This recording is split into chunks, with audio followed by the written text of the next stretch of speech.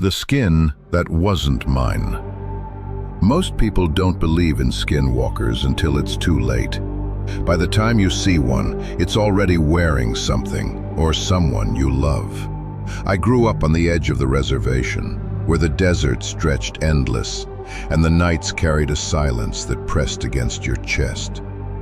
The elders always warned us, never whistle after dark, never follow voices into the trees, never answer when something calls your name.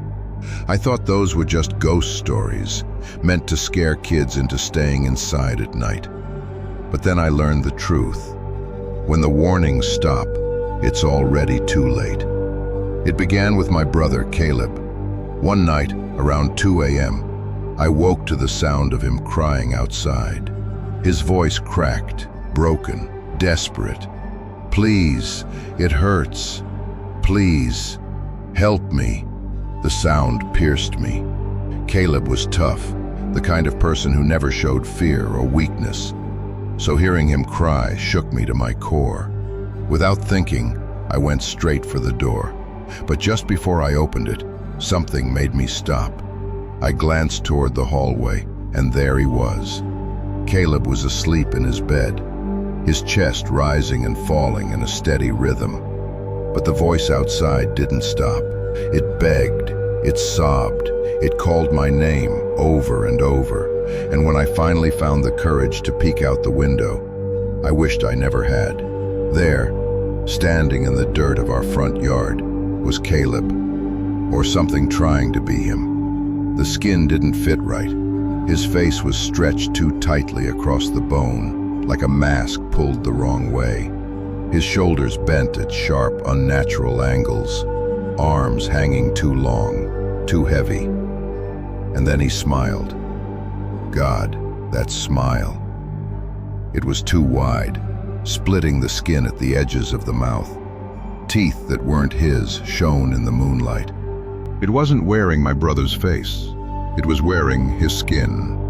I slammed the blinds shut and stumbled back. For the rest of the night, I sat with my back against the door, whispering every prayer I could remember. But that was only the beginning. The next night it returned. I heard the slow drag of fingernails across the siding of the house. Scratch, scratch, scratch.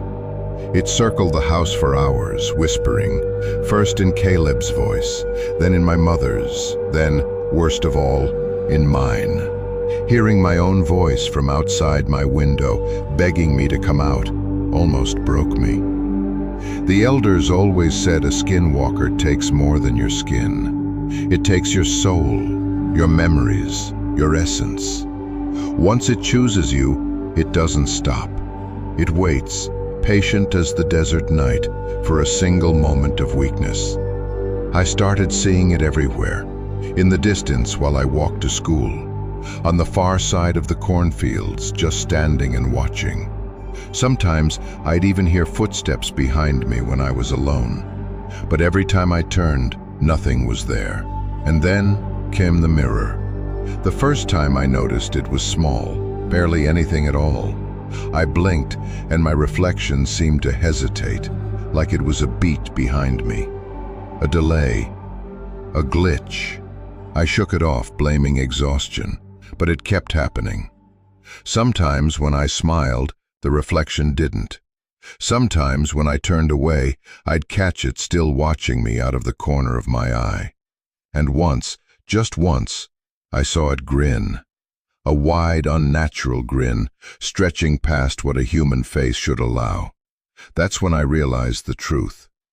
It's not just outside anymore. The skinwalker isn't waiting in the shadows, wearing my brother's skin. It's here, with me, wearing mine. And every day I can feel it fitting better.